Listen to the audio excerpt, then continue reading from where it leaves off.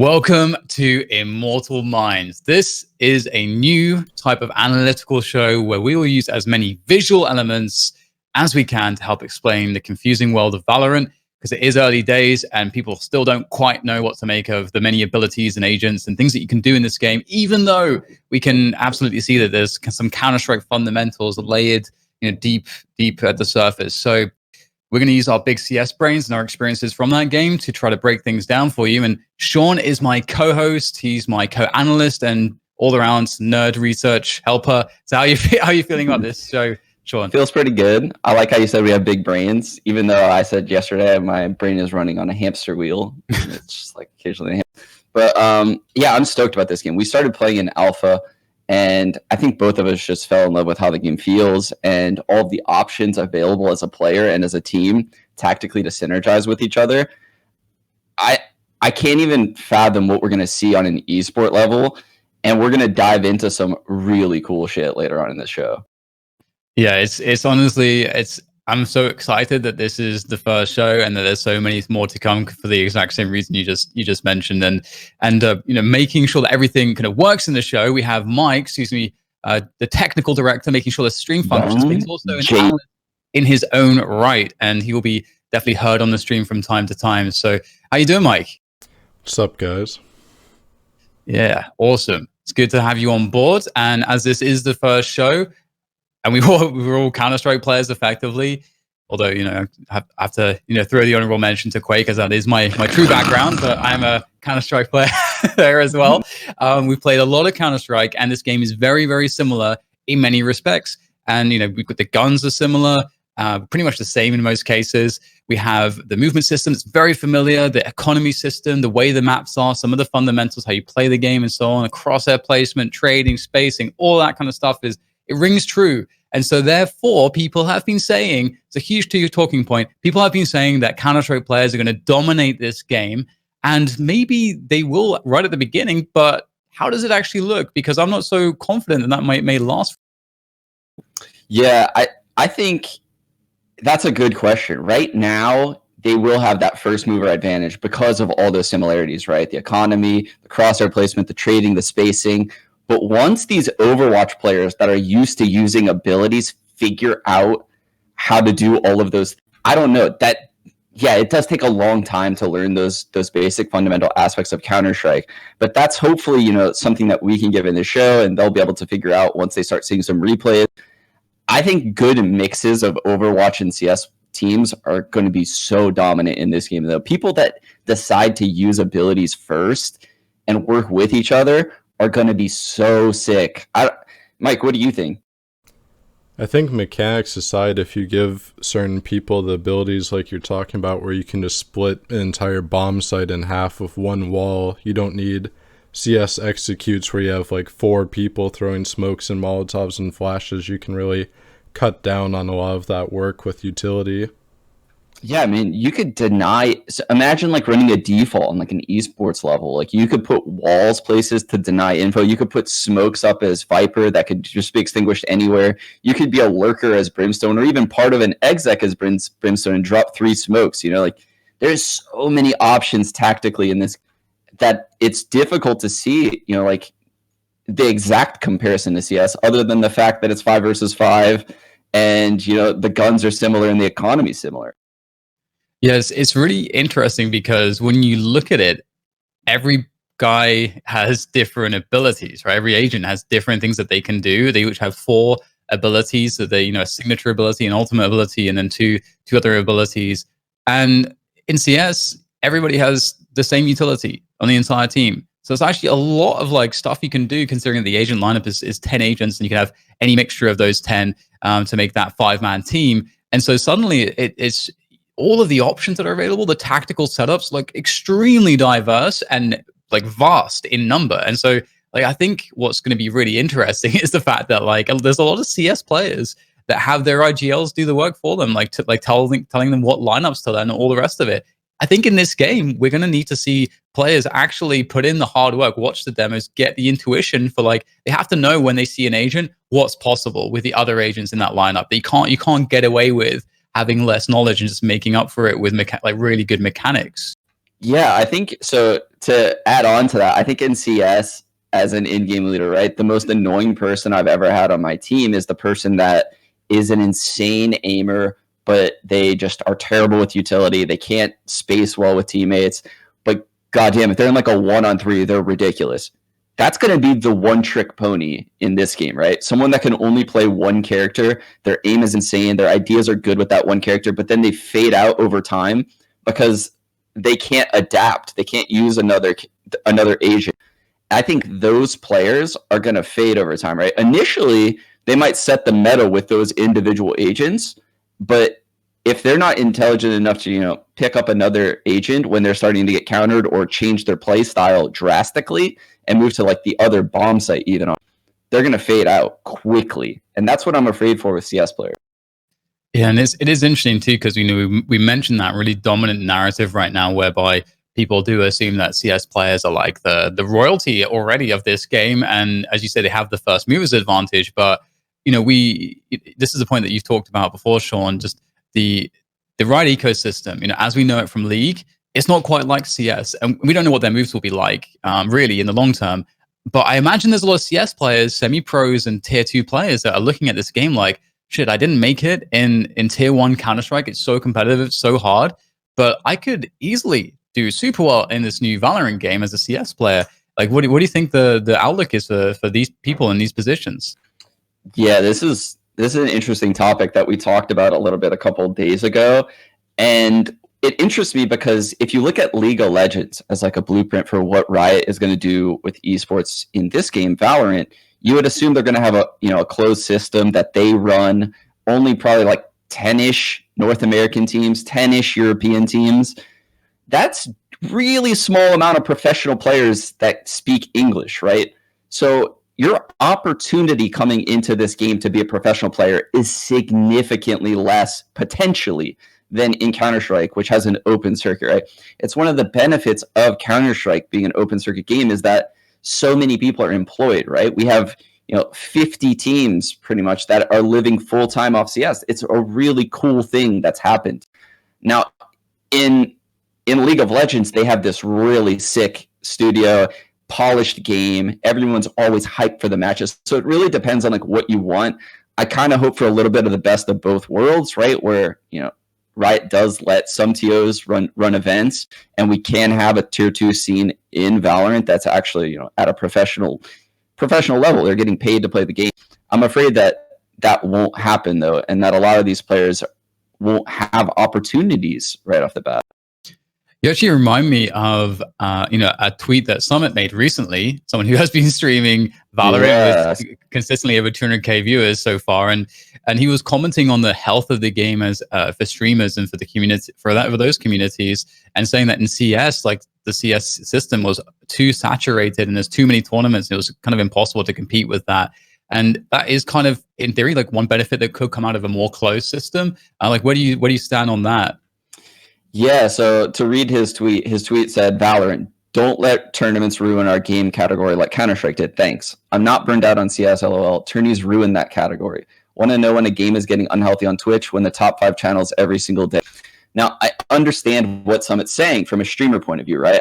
I used to stream individually in CS. And when there's tournaments running, your viewership gets cut by like 80%. It drives streamers away from the game. It makes, these big streamers like Summit, like Shroud, like Tim the Tapman not want to stream CS because they don't want to go up against TOs where, the esport is almost more important than the actual casual community, right? That's what Summit doesn't want to happen to this game.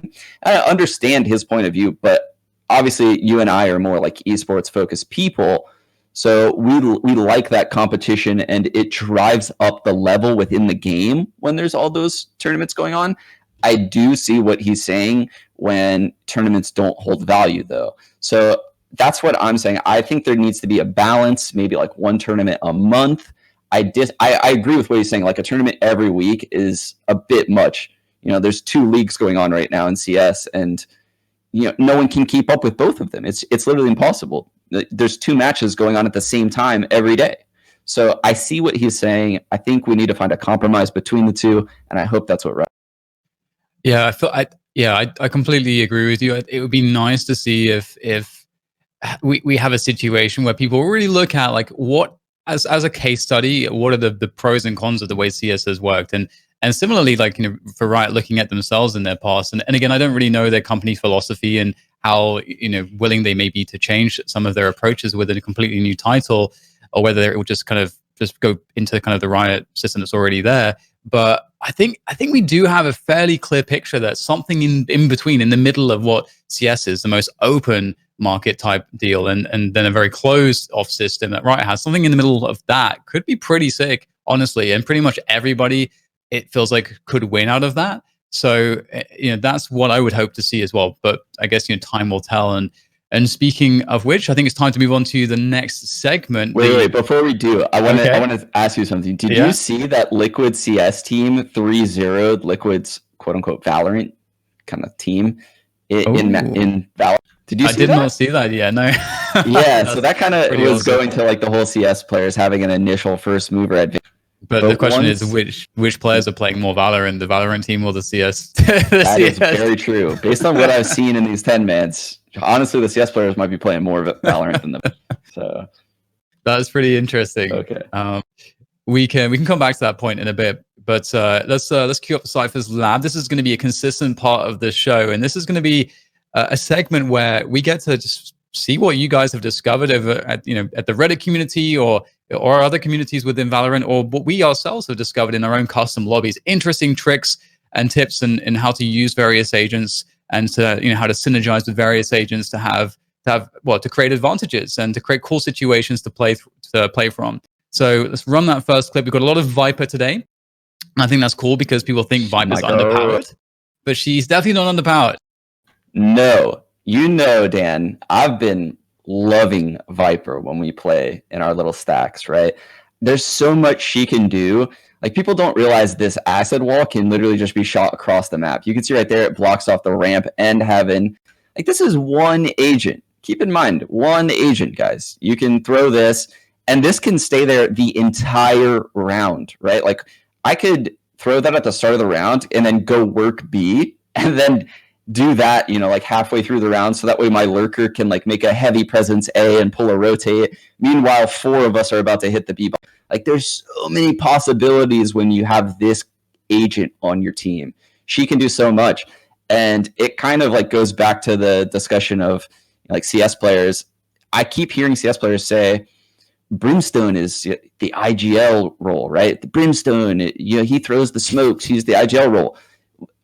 I play Viper, and I'm like, holy cow, I can push and pull rotations every single round from any spot by throwing these walls and these smokes that I can detonate across the map, right? Like, it's so powerful for an IGL to have that kind of capability and be able to, like, really synergize areas that you're not even at. I love that.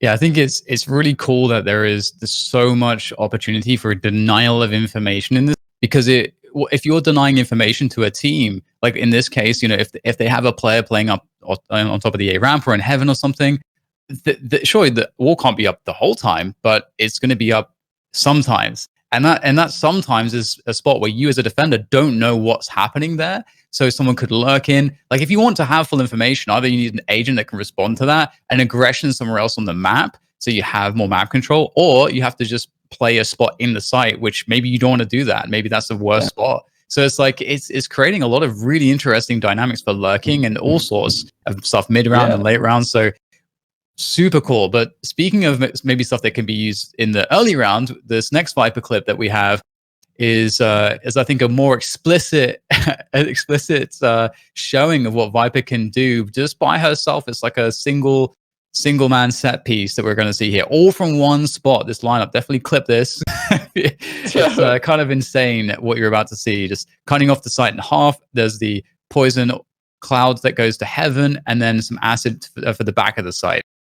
Yeah, so this is something you found in a server, I believe, or maybe we found off of Reddit. Now, the acid obviously goes away. The cloud for heaven is absolutely ridiculous, right? Keep in mind, like I said, these are here all round. So, like, We could throw that at the start of the round and try to get a reaction out of the defense playing that site, right? Because that's the problem, is you never want to go into a site, say like Raze is playing that site and she has grenades and a rocket launcher, right? You throw that at the start of the round and she uses those grenades to make sure you're not pushing.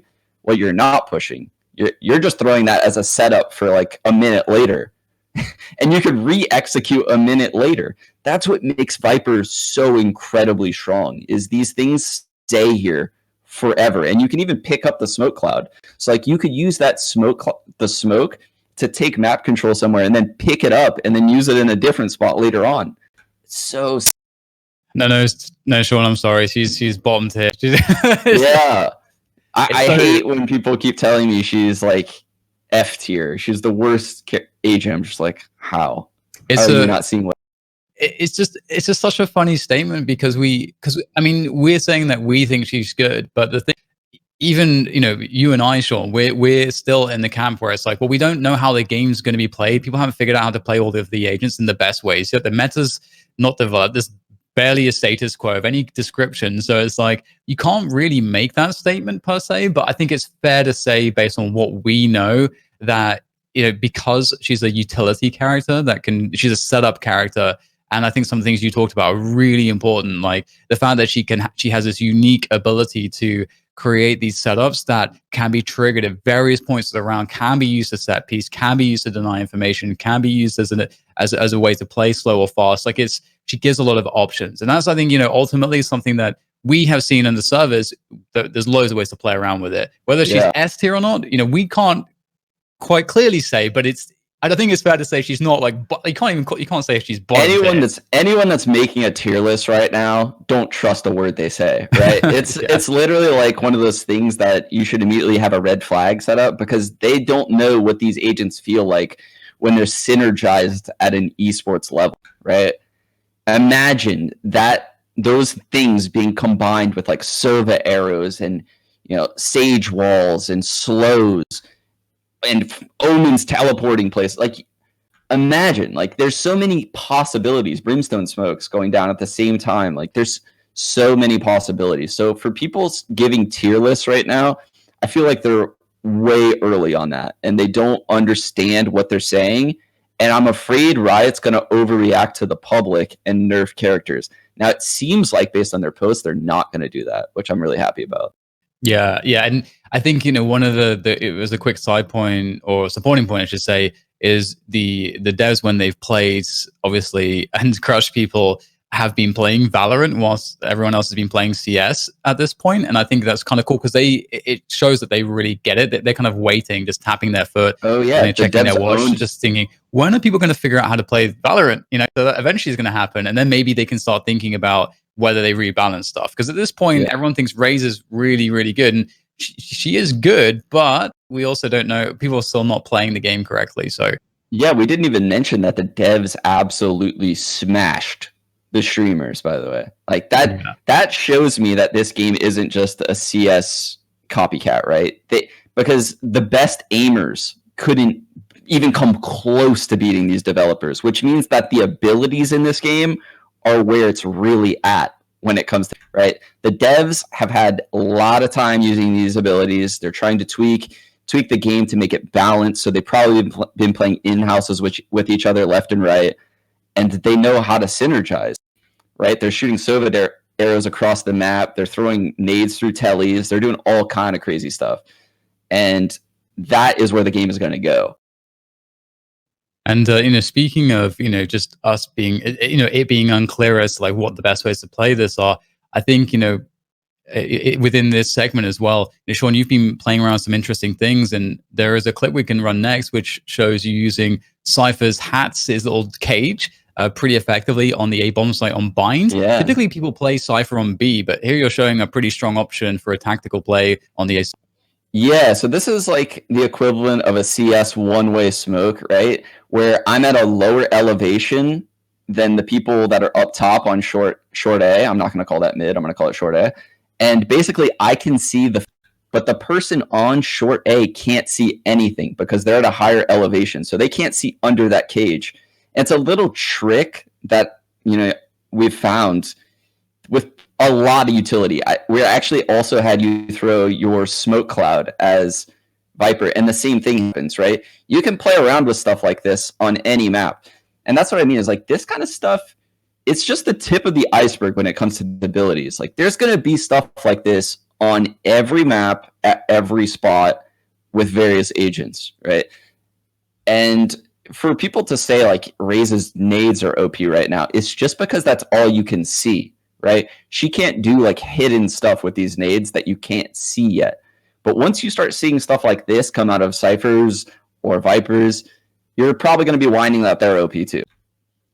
Yeah, I think that is like, I think you raised a really good point there. This people's ideas of balance at this point, because actually there's so much depth to the game and what you can do tactically and how you can synergize with your teammates.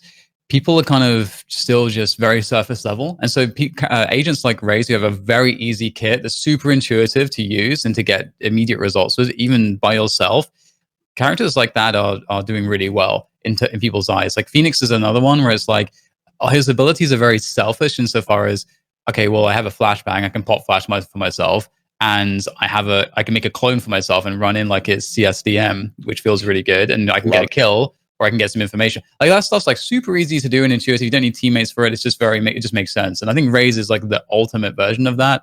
And I think the thing that really triggers people is a rocket launcher, because if people are running into that, but also people aren't even checking that you can see very often that you can see the progress of people's ultimates. So there are certain spots where you shouldn't get caught out by it early round at least. Yeah, you can see people's ultimates, where they're at as far as like, are they close to it? And you can also see their economy. It's not dynamic and it doesn't update, right? So you can't see if they buy in a given, but you can make really good predictions as to what they're going to buy based on that, right? I love that aspect of the game. The fact that they give you like a hint of the other team's economy, but they don't give you all of the info. So like you're a little bit in the dark, but once you're at a pro level in this game, you're going to have a really good idea of what could be coming your way when you look at a team's economy. And that's super. I love that aspect. Yeah, it is really cool, because I think that, there's a lot of people that will look at Counter-Strike and say, oh, even like in the 1.6 days, it was so good that, you couldn't see anything. You didn't have any information. Yeah. And in some games that does kind of work. Like I think famously, for those people who are fans of StarCraft Brood War, the difference between Brood War and StarCraft 2 that people notice immediately as an esport is that in StarCraft 2, it's like, as a viewer, I know who's winning all the time. And in Brood War, it's like, it was more exciting because there's always more tension because I don't have enough information to know if this guy is going to win or not. And so you're always on the edge. You're never quite new. But I think in this game, it would be kind of a superficial thing to hide it, like a superficial way to increase the skill ceiling, to be like having to like do the calculations as to how much money they have based on how many people you killed and all the rest. Like, what did they buy and all that kind of stuff. Like it removes, I think, from the consistency that Riot want for this game as an esport, whereby they want you to have the information as to who has ultimates, so that you have an opportunity to have a counter in play, or the whole mind game element of that they know that that what their ultimate is and when it's coming. So what are the mind games? Are they gonna because this is something we talked about, because you mentioned with Viper's ultimate, Sean, that one really cool thing you could do is drop brimstone smokes in there. And maybe if there's a Viper ultimate ready, maybe the brimstone holds off on his smokes and there's less smokes early on because he wants to have a counter ready. But maybe you never use that Viper ult, and now this guy just hasn't used this. It's like it's a lot of mind games possible in this. I actually saw. I mean, dude, I got super horny when I saw a Raze yesterday. So someone on the other team Viper ulted inside of a bomb site, right? Which is insanely scary, right? No one wants to mess around in there because she can see you early. It damages you. It's not a good place. And they usually walk. Like Vipers are usually very stealthy inside those ults. The Raze shot like one of the little jump packs, went over the cloud, and then ulted a rocket into the Viper cloud to kill him. I was like, oh my god, that's so sick. That's so sick. It was a counter to the Viper ult by using the Raze ult. It was so cool. And that's the kind of stuff that teams are going to have to realize. Like, when certain characters have ults, certain people on your team need to save ults to counter them. Like, the strategic depth of this game is just going to be unreal. But something that I did notice yesterday when me, you, and Mike's were playing was, I don't think people get punished for saving, like on the attacking side in this game. Yeah. They still get money, right? I wish that changed. Yep. I hope that changes. Yeah, I'm curious how that's going to work out in long term. It's probably something they're testing. I think another thing Riot has done is that they're testing a lot of things that we wanted, but it's a bit too difficult to change with C. Like I think the MR12 is another big one there as well. I think it was CS.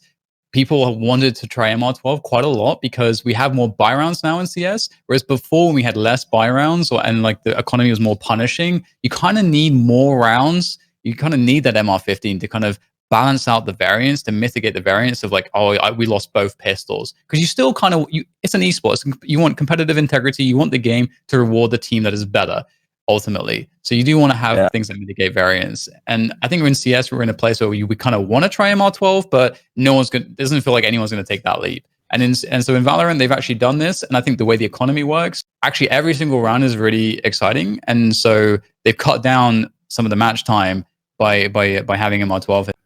Yeah, I don't know how you feel about Valorant right now, but it seems like you mentioned every round's exciting. When you win a pistol round in Valorant, it almost seems like if the other team were to just rebuy up with like, sheriffs and some abilities and armor, it's like a 50-50 round if they know how to use their abilities correctly. Because with SMGs, you're forced to these weird close range fights, and honestly, they could just trade you out super easily if they use their abilities correctly.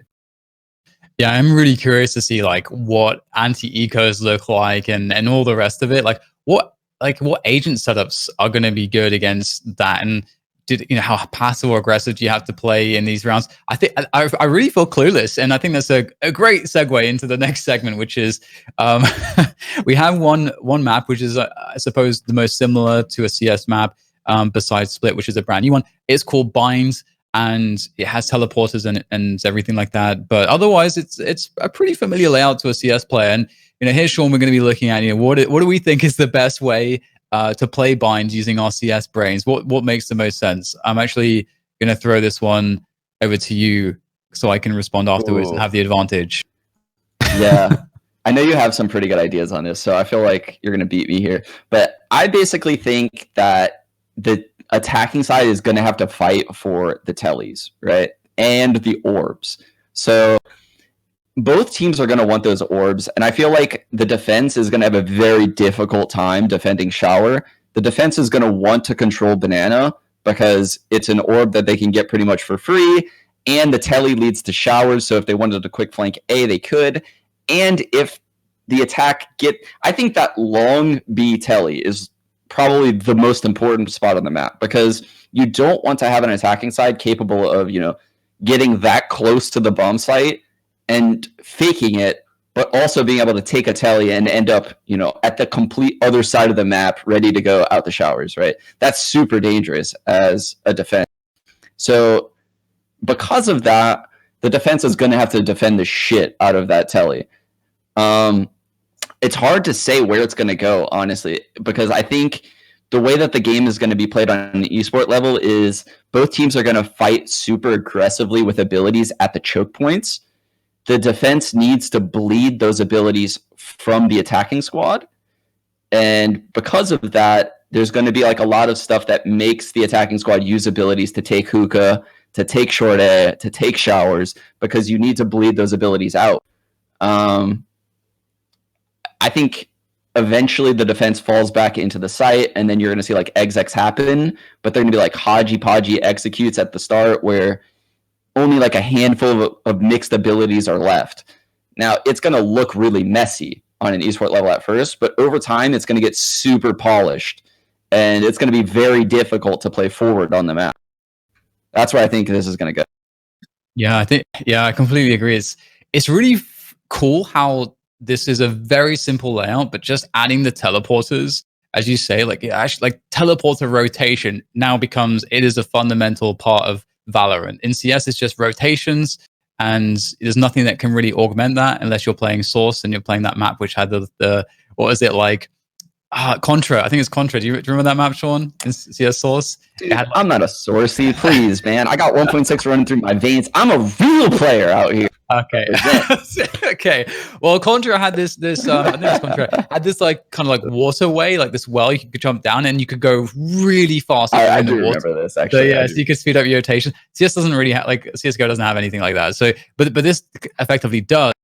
And I think that's super interesting because as you say, controlling the teleports, completely agree, it's really important. And on this map, I think, you know, the standard setup people are running, which I think is fairly accurate, is that 3A, 2B. But you have this because, you know, you do want those 3A because, you know, with A, if you want to have that short control because the teleporter is so strong there and it's such a central point of the map, it takes you to the other central point of the maps, but towards B. So it's like very important to control that. And with B, as you have this dilemma, it's like, well, I kind of want to show some presence on hookah because, which is the kind of, if you look at B and just go directly down, it's the area that funnels into the.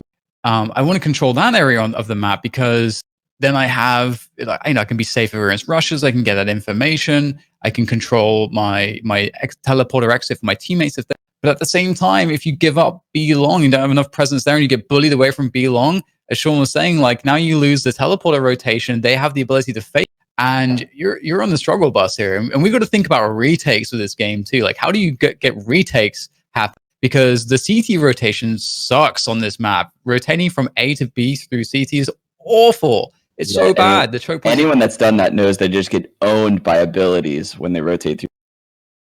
And so like and it made me think, okay, if you have B long control, you control that telly, you can kind of maybe play to give up the site a little bit, and you can always work your way around down towards that fountain and around to try to fight for that telly exit so that your A players can have a good rotate.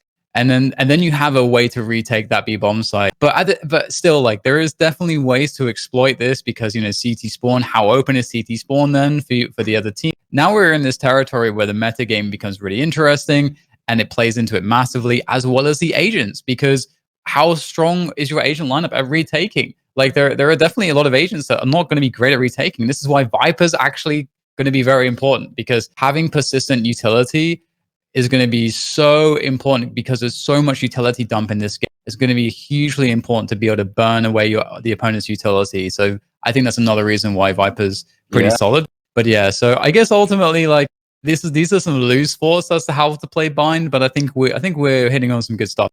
Yeah, dude, I loved your idea of playing like double long B and retaking through hookah.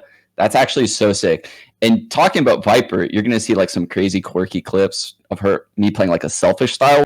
You can leave your smoke in the site planning for a retake later on, right? Like you could leave a wall up in the site that protects you during a retake, right? Like you could pre-plan a retake with Viper, which is so sick. Like at the start of the round, you're planning for a retake. That's not really something you would think of in CS, but you could do it in this game. It does. It's actually such an interesting thought, Sean, because I think like in Counter-Strike, obviously, sometimes you do want to play a retake because one bomb site's a little bit easier and so on and so forth. I think that the logic in this game might be a little bit different insofar as actually set pieces could, in theory, be very strong. We don't really quite know how strong they can be just yet because people haven't been, you know, really, like we haven't seen any 5-man squads yet that are really, really, really in depth on all of the knowledge behind how to synergize best on these set pieces. That will come with time, and it's very early. But it may be the case that, like, if you're playing against certain teams, maybe you just can't hold on to stuff, and it's more of a case of like maximizing what they burn through the take, and then just playing retake all the time. So maybe you're right. Like maybe like thinking about retake setups is going to be super important in all rounds. Dude, it's gonna be so sick. Mike, what do you think?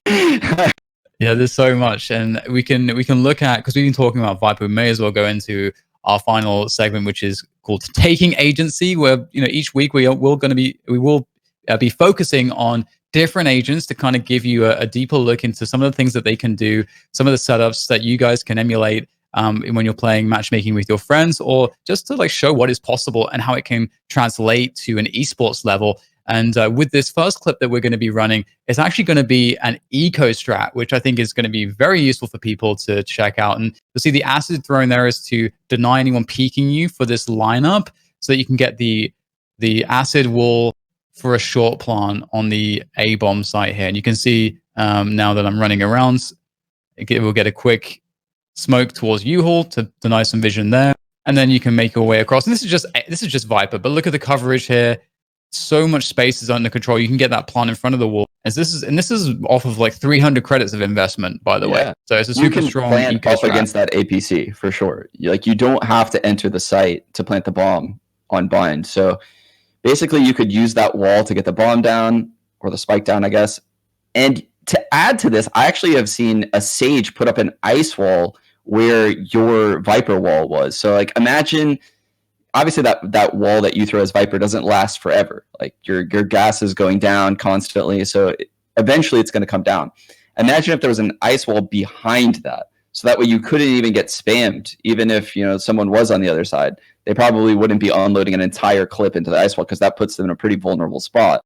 So there's so many possibilities. So many. Oh, dude, and the thing is, a lot of people are going to be thinking, yeah, but what about the the defensive teams? They're going to be on a 4-buy. They're going to have lots of abilities to throw in. And yeah, you may get a lot of like counter smokes and counter abilities and an investment from the other team. But because it's the Viper stuff, let's not forget, you can re-execute. Like that's like one of the powers of this character, of this agent, is you can re-execute. You force them to burn. You force them not just to burn, but you'll also find out what's their agent set up on this site. Like, and there's this again, like it's not as simple, obviously, as we're putting it across here, but we're just showing you some of the basic things that can be done. And speaking of which, something else that's very basic on this next clip, we have, I believe, is it an acid lineup? Oh no, hang on, this might be my ult. This might be my ult. This is my cheese play of the decade, actually. So basically, on any map of this game, when I'm Viper, if you're playing against me and I have my ult, you might as well just stack the B site because I'm coming out and I'm planting the bomb inside every time. And basically, I use my other abilities to clear out certain angles. So you can see like the smoke right at the entrance of shower. That's in case someone's playing close. They can't see me the second I walk out of showers. So some people are just like, oh, okay, I'll just clear out everything from inside my ult. But it's actually not that easy, right? You want to help yourself out a little bit by using your other abilities within the ult or using someone else on your team's abilities to clear out certain angles.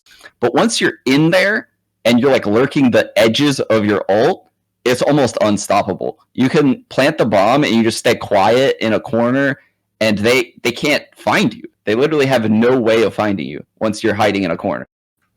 So, and especially these days, because right now people don't really have, as we were alluding to previously, people don't really have the best understanding of like, let's say, there's no protocols that exist of what you need to have ready for when Viper's got an ult out. Like, what is the most efficient way to deal with it? I think you touched on some really good points with Raze. Raze is a really natural counter with the boom bot as well. The little Roomba thing can. Maybe the Viper's walking around and there's not like much space to like really, like she doesn't want to shoot it because she wants to be silent and maybe she'll have to, like stuff like that. Raze obviously has the bombs as well. So there's lots of counters that Raze offers, but for the other characters, it's a little less simple than that. So I think a lot of people don't really know how to counter this just yet. Yeah, usually what I'll do is when I'm in my ult as Viper, I'll go fake plant and then just like wait for a reaction. Because typically when you fake plant, someone's gonna like come through the smoke and like jump in and kill you, or Brimstone may ult to try to stop you from planting. And if you're sticking the plant, you're gonna die. But if you fake the plant, you kind of bait all of that utility and abilities, and then you can get the plant down, and then they have nothing. They have nothing to stop you at that point, which is kind of sick.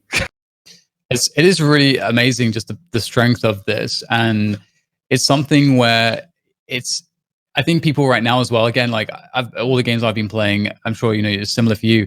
We're still all getting used to, especially people that are from CS and not these not super used to like using your ability pretty much as soon as it's ready and finding ways to use it as soon as it's ready. Like maybe Overwatch players or Apex players will be maybe better at. But for us, I'm still having to think every time I've got the ult, I should probably use it. There's like so many different ways to use it. Doesn't even matter what the character is. There's so many ways to create an opening, to make a play. It doesn't have to be a specific post-plant position. And we're going to see some other setups like that with Viper in a bit. But for the next clip, it's going to be an easy lineup that would actually assist quite well with that eco strat that we saw previously, potentially, or other strats. You can see the lineup here. Really easy to line up stuff in this game. And Sean actually showed me there's like this little red dot in the sky. And so this is the lineup along with that. And it just goes, this actually goes to the back boxes here. And this is a pretty good spot, actually. even if you're not doing anything else, you're just like slow pushing the site, because those boxes are very commonly used for cover, as they serve as a good spot to defend the showers or the A short pushes. Yeah, and then we got my Cypher like peeking Tom cam right here. The porno cam. Yeah, the porno. Just met my Cypher just fapping in the corner. No, the reason why that asset is so good is because it pushes people out into an angle that they can get seen from short A, right? There's so many times I'm working up short A on bind, and there's some player in sight that's just like jiggle peeking or waiting to use abilities and kind of holding shower because it's a super easy angle to hold, and they're waiting almost as a reaction for me to work up to the site. And that asset would flush them out and basically give you the pick. And I think that's the biggest kill when you enter that A site, because then they have no one in the site itself in most scenarios, because keep in mind, it's 5 versus 5. There's probably only one player playing that spot. And then you just flood the site. And once you have sites in this game, I feel like it's very difficult to retake. The abilities often lock you out unless, you're, at an esport level, we were talking about the retakes. Maybe not at that point, but right now, in where I see the meta at right now, it's like an insta win if you get that kill on the site guy. It is really powerful, and it's just, again, like if you just think of like some of the basic things that are possible with with lineups like this. Imagine if you have just another couple cool nades. Like I actually know that you can Molotov Heaven, for example, from a safe position as well with Brimstone, and I'm sure there's like if you get some raised bombs in another corner, and then let's say you use Run It Back, all those things together, very limited investment, and then accept the ultimate from Phoenix. But if he runs out with that, all of these defenders have nowhere to stand suddenly, so they're going to be swinging into the open, and he's going to know what spots are going to be, where the swings are probably going to be coming from. So all of a sudden you set your Run It Back up. Unlike the Phoenix yesterday, that walked with the Run It Back, literally walked around the map until it ended. Not. Gonna miss the point on that one, I guess. But yeah, it's just like, because for people that Run It Back, they'll use it for just like, it's like, you think it's a selfish ultimate at the face of it, and it's really easy to use it like that. But if you combine it with some other stuff, it's obviously it's actually super strong. You can maybe guarantee a pick with it, and that's really powerful. So going into the next clip, we will have ourselves another demonstration of what you can do with Viper's ultimate. That's not just strictly a post plant.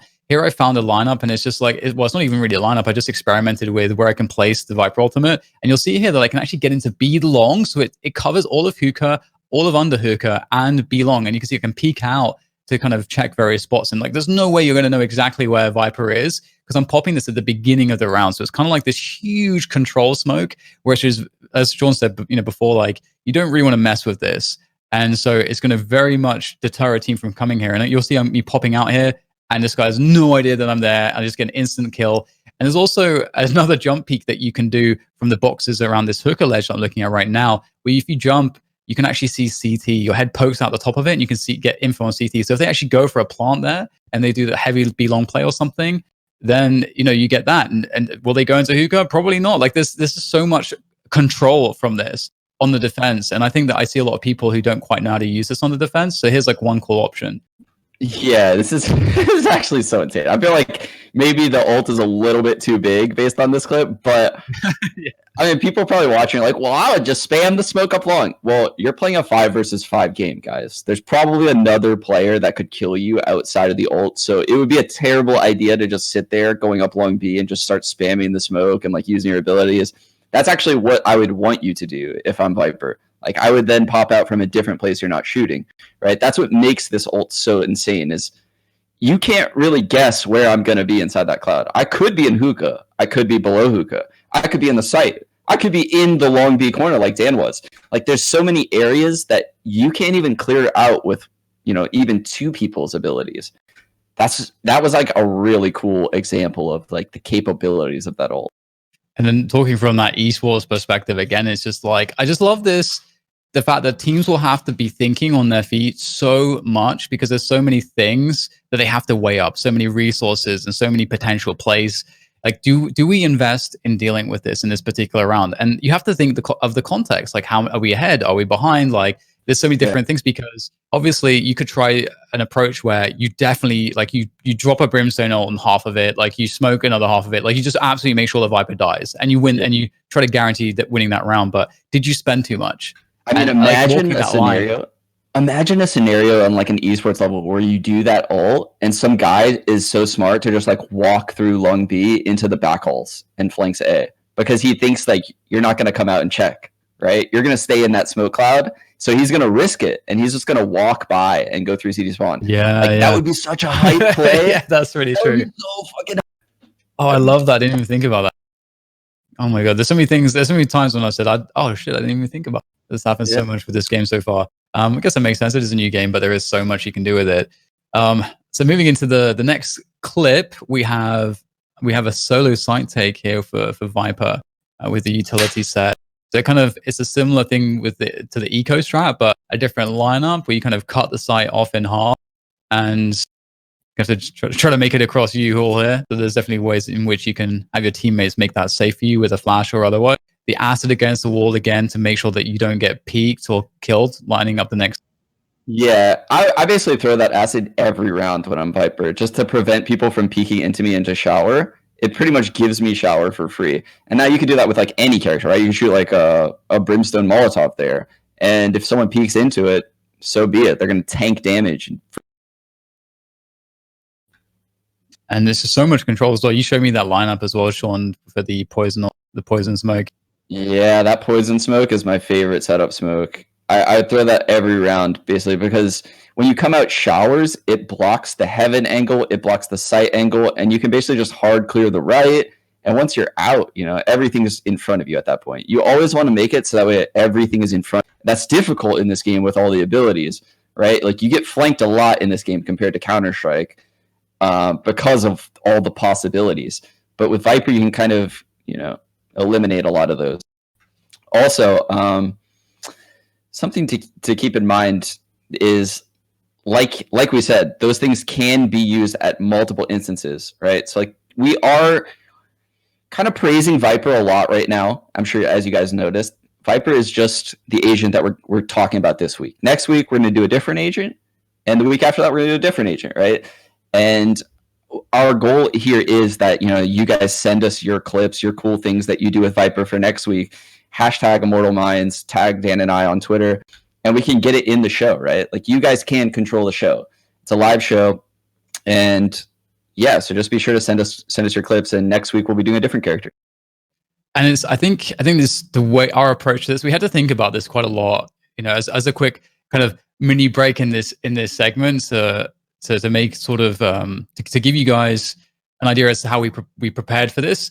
We had to think, Sean and I, like, how are we going to attack thinking about this game and presenting those thoughts in a way which, we're not making sweeping statements and creating truisms and all these kinds of things, because we don't know a lot about this game. So we wanted to figure out what is the best approach to learning it. And we felt like it wasn't CS fundamentals first and then abilities. It's actually kind of the other way around, which is, I think, what lent us to start believing that, hang on, we don't think that the CS players will have as much longevity. They'll have maybe a step up to begin with, but as people work out how to use the tactical abilities that are already in this game, the depth of that, it's not going to look like that. And it's because so much is propped up by how these abilities work and how they integrate with those fundamentals. So we took this approach of just like going a bit deeper on specific agents. We really understand how does Viper affect, let's say we're talking about it, like this bigger concept of retakes, like map control and so on. And how does that impact things? So we need to really intimately understand each agent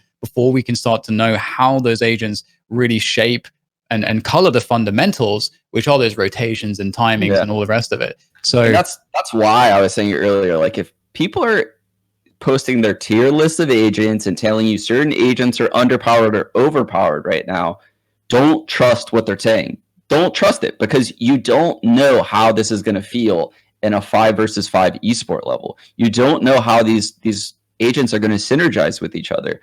The devs know that. They've played this game significantly more than any of these streamers, and they played all of the agents most likely, and they've experienced people that know how to play those agents. So they have a better idea of where this game's going than the streamers that you're watching. And there's so much there's so much versatility too, that I mean, there are people who have been very creative in Counter-Strike, very very creative, and that's always extremely fun to watch. And I think, you know, one of the reasons why people want to see new maps is because they want to see a refresh look at things. And I think that's actually an advantage that this game has in some senses, because the overall pool of what you can do is quite huge. There's like many more things that can be thrown in and tossed out at any one time. And so, you know, into our next clip, I think we're going to see something interesting where Sean makes kind of like a more selfish play with Viper here on B, which you love to do. Yeah. So like everyone says that like Viper isn't a character that can get frags and stuff like that, but you can see like I'm using both of my abilities to create insane off angles, right? I do this a lot when I play as Viper. I don't know the exact reason why, you know, this wall goes up and down at certain times, and I don't know the timings of it yet. I haven't studied it well enough. Maybe one of the viewers can figure that out for me and, you know, like tweet it at me. But you can see like I've created a scenario where I'm one wing over my wall, which no one would expect that takes hookah control, and then I jump to this box where I can basically hide from hookah. If I wanted to, I could hold, you know, the long B angle and then stand up to clear hookah. And I did this in matches, and I would catch people off guard all the time. This can be done anywhere, on any map where I can get up on a higher elevation. So it's not like Viper can only be, you know, this strategic setup character. You can play super selfishly. And the same thing goes for any of these characters, right? You would think Sage would be the character, you know, it's a support character. You can use that ice wall in very, very selfish ways to get yourself up in places and frag out. So, like, I think there's just so many options available, right? Like, I don't even know how to explain it other than just the amount of options you have as a player for a character and like what you want to do, the type of player you want to be is just like limitless, it feels like. And that's actually like a really cool thing in a sense too, because as you say, like a character that's perceived to be, it's difficult to get frags, it's more of a setup character in many senses. It's really cool that you have the option to do something a little bit different on the server, because one of the things I think that people really dislike about, like, let's say a game like Overwatch, is if you play Mercy, you're not going to be fragging out. You know, that's you're trying to tell me Lucio can't like top frag? Exactly. Wall surfing all over the place. Exactly. Yeah. I mean, that's the thing. Like, and I think in battle royales and stuff, in class-based shooters, I think Apex Legends, that was one thing they did super well. They had these very well-defined characters with their classes. That it's like, okay, well, you know, the lifeline is the healer and everything, and has all these like this utility to be a support player, but same movement set, can pick up all the same weapons, can do the same damage, has access to the same like bunny hopping mechanics and wall jumping mechanics and all the rest of it, which means that lifeline, if you're a lifeline player, you can still make huge plays. Like, you're not limited. Like, your skill ceiling is not artificially limited by playing one character. And I think they did that pretty well in this game too, because I kind of get the same feeling. And it's cool to see that a setup character can also use those abilities, as you say, aggressively. And I think Sage was a really good example.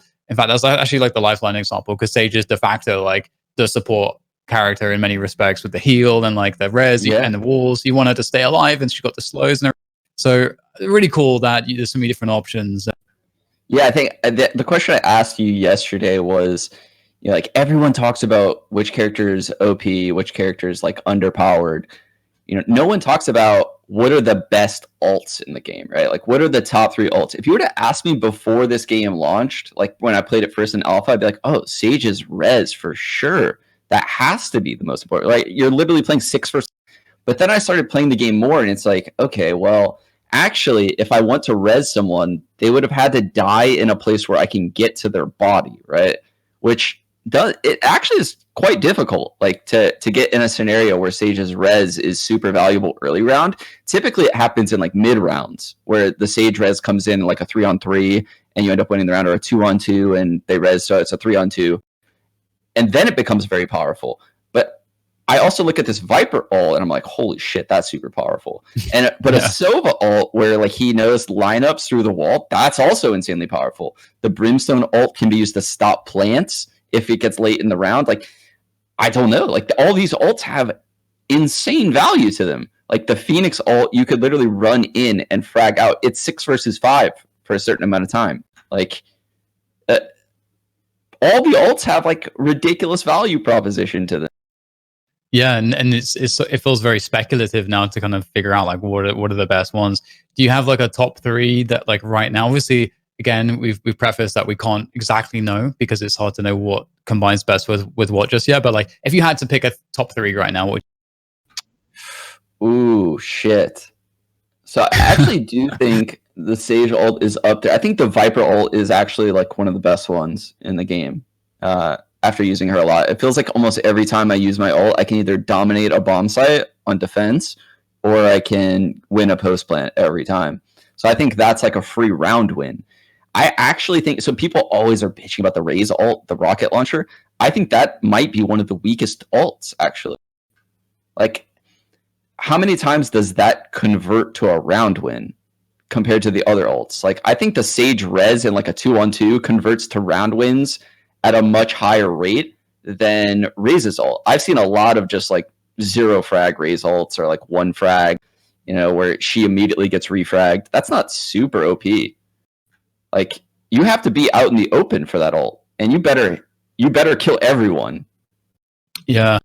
Yeah, it is actually very interesting, like what opportunities you get for it, and like at what points of the round. Because a lot of people are exploiting like early round timings where there's been like a condition where like one team like, oh, they swing window like all the time, and then so like the Razor is going to pop the ult off there immediately. But if you're paying attention to pressing tab all the time, you see it when the ults are ready. You can like slow things down, like mess up all the timings, and maybe you're going to bait out one of those like pre-fires with the ult.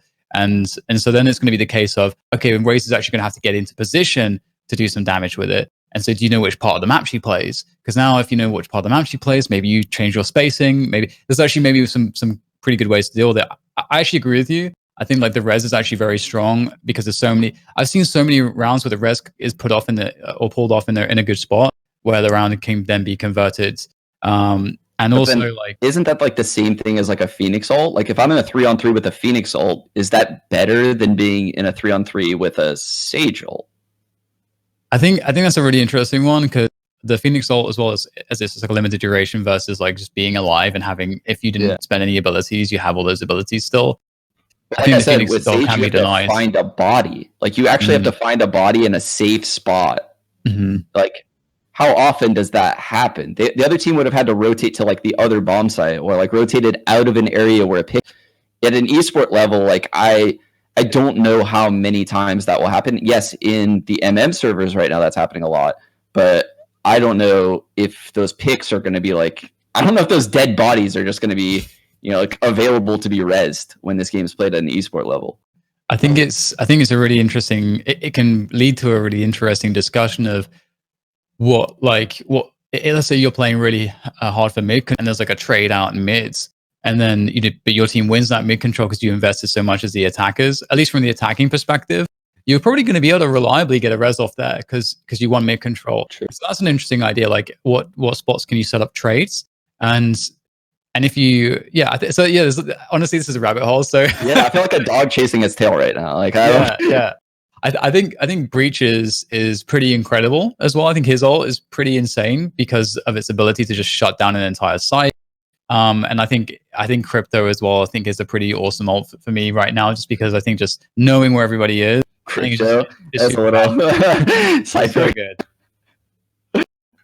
Cypher, yeah. So I think you meant Cypher. You said Crypto. Oh, but, God. Yeah. I don't know. What is it, Crypto in Apex? The Apex Minds right now. Cypher is like the same thing as Sage. Is like, when are you going to find an opponent's body on attack in a place where you can use your ult?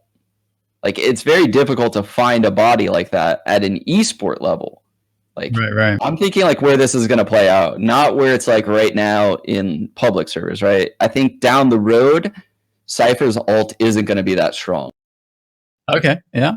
I mean, I guess it's like one of those things again where it's like, I think maybe in certain sides it has more utility because let's say if you're the attacking side and you're going for that mid control again and you win the mid control, like, or you find it like a situation where you can get trades, or you can punish the other team being aggressive, where it's a bit more, their bodies are a bit more exposed. But those are a lot of conditions. It doesn't have a lot of there's a lot of conditions, I guess, on pretty much all of the ults. But I think, like you said with Viper, the conditions to set it up, I think, are actually a bit more reliable. So I think that's like what you were getting at.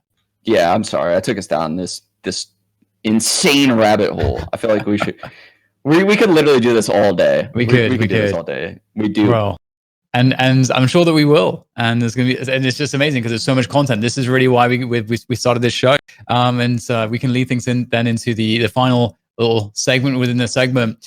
So on this show, we want you guys to really participate as much as possible. Sean already mentioned in the Cypher's Lab segment, we want you guys to send us your clips if you have cool stuff, tricks, lineups, whatever it is, to get the advantage. Send us a clip, tag us both on Twitter, and use the hashtag Immortal Minds, and we'll feature stuff on the show if we like it and if we think it's going to be sick to talk about. And with this next segment, it's going to be the same. We're going to run a few plays which we had fun with Viper when we've been streaming over the last week or so. And we encourage you guys to send us your sick play, and we're going to feature it on the end of the next show. So make sure to send us sick Viper plays, whatever they look like. With the old, would be a bonus, but we're looking for creativity. So send us those. And with that said, let's check out one of the cool applications that I found, which will be one of the first clips here.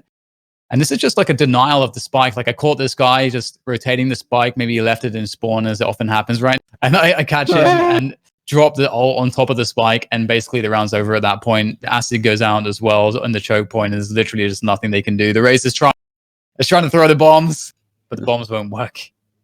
God, imagine how mad his teammates were. So mad, just like, why did you leave the spike in spawn? It happens so much. It happens literally every game we play. One of us probably forgets the bomb in spawn, or one of us forgets we have the bomb. That's me every time. It happens to me too.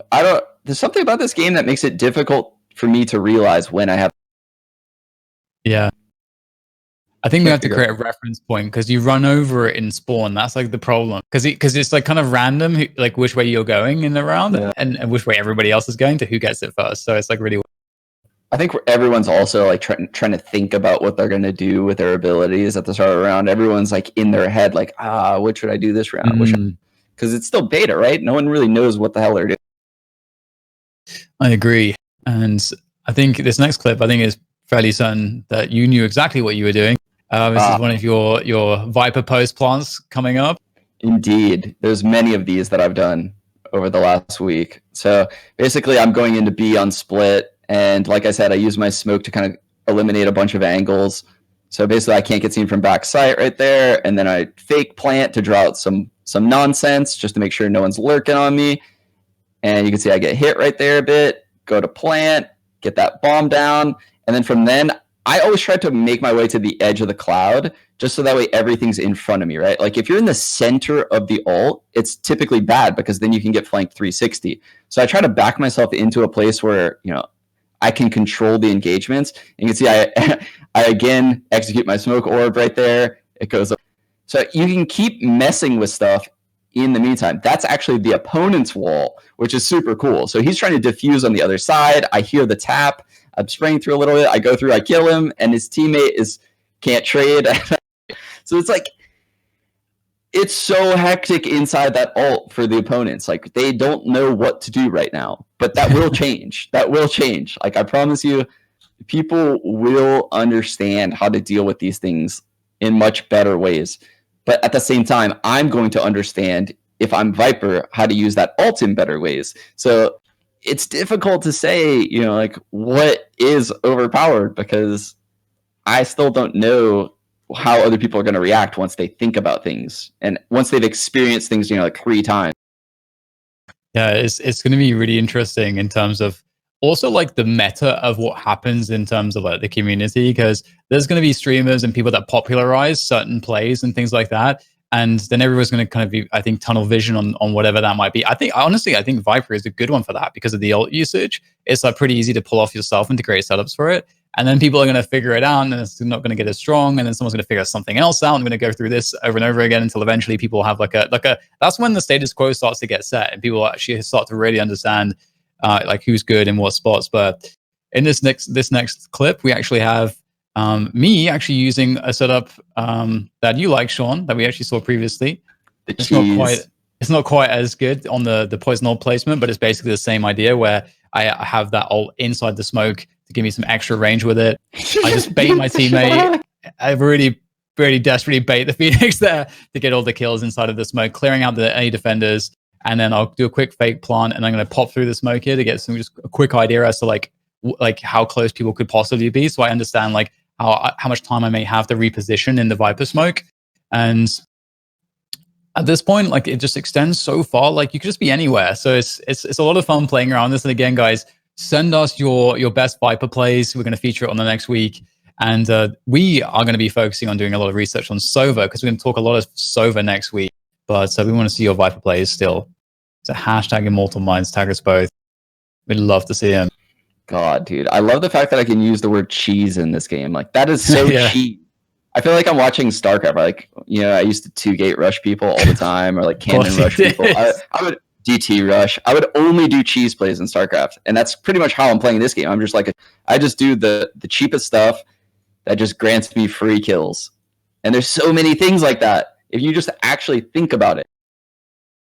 I love it. Awesome. All right, guys. Thank you so much for watching. It's such a pleasure to do this. I think, speaking for myself, I'm sure we have so much fun just like telling you guys about all the broken stuff that we found, and just like chatting about like how this game is going to be, or is right now, and how it's going to be in the future.